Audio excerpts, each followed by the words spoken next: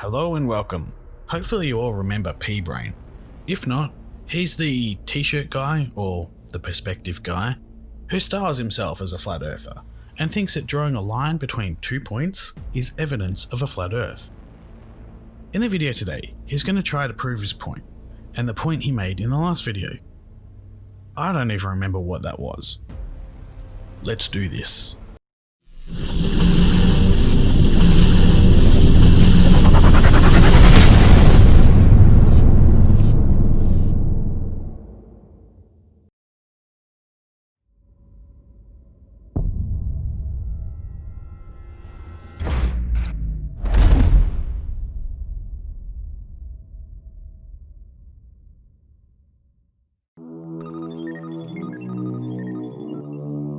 Hey everybody, P-Brain here, and welcome to part 2 of my little 1 and 2 part series here on how the path of the sun proves a couple things. But before we get started, I want to tell you that Teespring is offering free shipping for US shoppers only. See? Told you he's a t-shirt salesman. Sorry my dude, no free advertising for you. Okay, so in part 1 I showed that the straight path of the sun moving over the earth proves a flat earth. Ha! No you didn't. You tried, and you failed miserably. Right? Because in both models, flat earth and the heliocentric ball earth model, the sun remains parallel to the ground. Wrong. The sun doesn't move in what you call the heliocentric globe model, or as normal people say, reality. And I showed if it were on the ball earth model, it would be parallel to the ground, but we would see it arcing. Yes, you did. And it made you look like such an uneducated fool then too. Seriously, if you didn't watch my last video on this guy, pause now and go watch. It's worth it for the giggles. Right? Going over the curvature.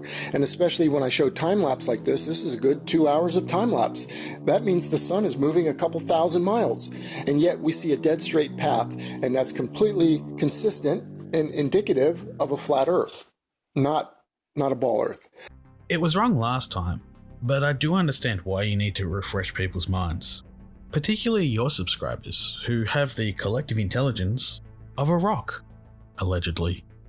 Okay, so that I showed in the last video pretty conclusively. You and I have very, very different definitions of the term conclusively. This is the correct meaning. Your meaning is, "Duh, sun go bye-bye, earth am flat, me am smart, you am dumb." But now, the part 2 that I promised is pretty cool too. Oh, it's about time. It only took 2 bloody minutes of useless blah blah blah to get us here. Here we go. Not only does it prove the shape of the earth in this regard, it also proves that these rocket launches are going nowhere. They're going down. Come again? These rocket launches are going nowhere. They're going down. So which is it? Going nowhere or going down? Wait, I bet he's going to bring up perspective. I whipped this up in Photoshop with my very, very limited skills. But I bet he'll try some bullshit about lines. Okay, they go up and they go down. Flipping the image isn't making it go down. I mean, I know your subscribers might buy that line of bullshit, but no normal person is going to see the image reverse and think, wow, he's right. It went up and now it's back down. How do I know that? Well, look at the path. See the path going down? You say, well, but P-Brain, perspective causes things to go and converge like these perspective lines or these wooden planks, right? Perspective causes everything to angle to your eye level.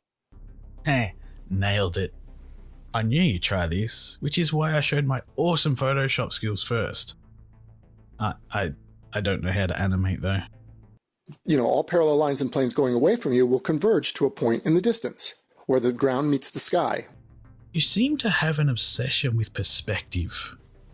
Maybe you need a new perspective on life.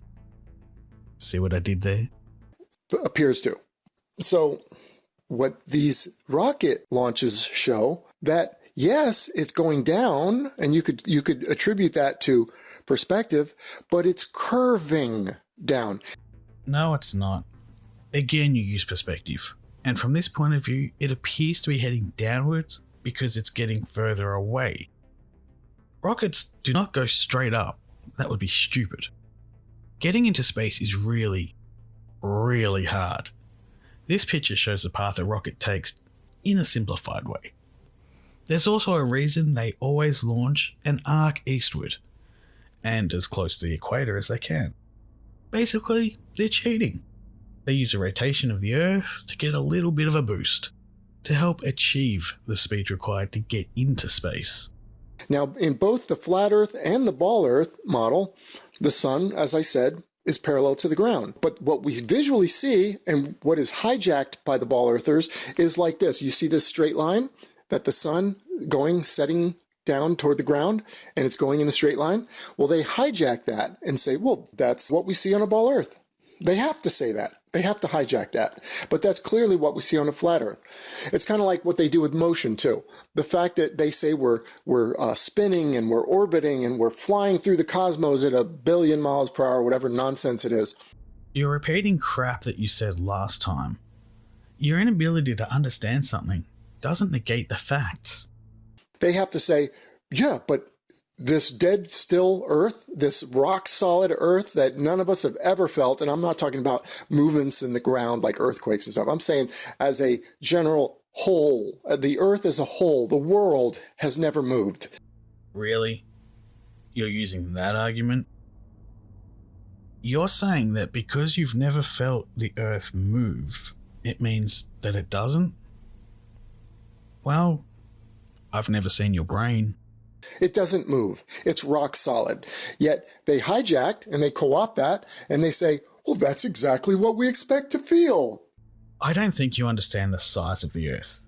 When you learned your favourite topic, perspective, you should have also learned scale. Let me put it in terms you'll understand. Earth really, really big. Human really, really small. We feel no movement. We expect to see no curvature. Just like Neil deGrasse said, that thing is flat. Doesn't matter how high you get. So this is how they've gaslighted us in humanity. Who? Who is gaslighting? Oh, and you took Neil's words out of context there. See my video on Mark Sargent for the details on that one. And don't get me started on the global warming. That's another gaslighting that they're doing. Let me guess. It's planar lighting? Besides, it's called climate change, and it happens. And it's always follow the money, right? So anyway, back to this. So the rocket launches are following a downward track, true. False. You just don't understand what you're looking at, since you think the Earth is flat. You think that the downward path the rocket is following is a curve down. You only like curves when it suits you, huh? As I said, the rockets take off and arc eastward. It's really not rocket science. Okay, maybe it is rocket science, but it's not that hard to understand. But they are curving downward. And you might say, oh, they're following the curvature of the Earth. Then why isn't the sun? The sun doesn't orbit the Earth, nor is it launching from the Earth. You have your head so far up your flat Earth that you can't even see reality anymore.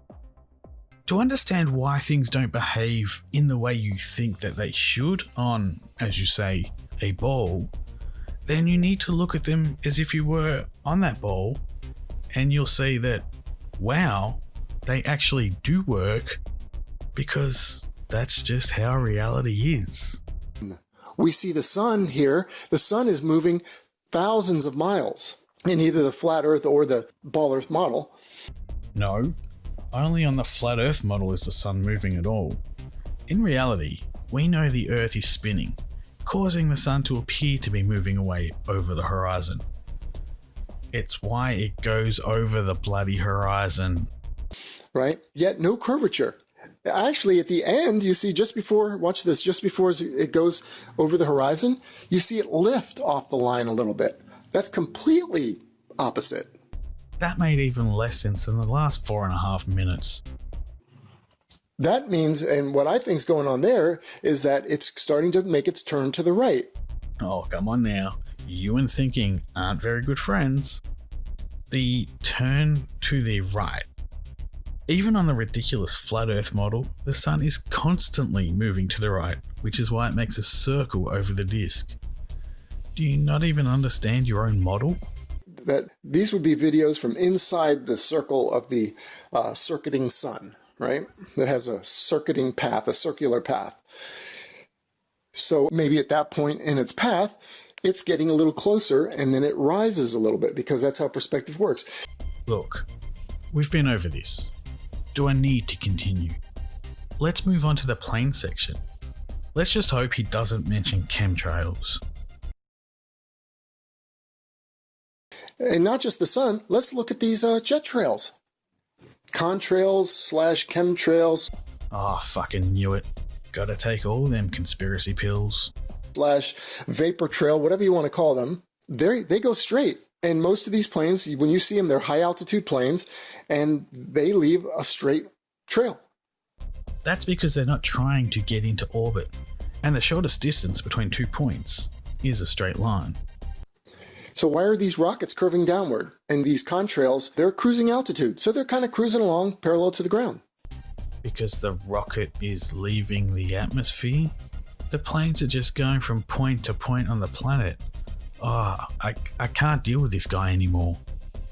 So again, this is a huge bust. He just shits on about the same thing for the next few minutes. But you guys did request I do a second part. I warned you against it, but did you listen? No. Maybe next time you will. Thank you all so much for watching. I hope you enjoyed this little bit of torture for me. It was truly painful. As always, a special thanks to the Acolyte and above patrons, Purple Haze and Pyramid Head. And also to you, dear viewer. Remember to leave a comment and like. And we'll do this all again next time. Until then, don't be a dick. Good night.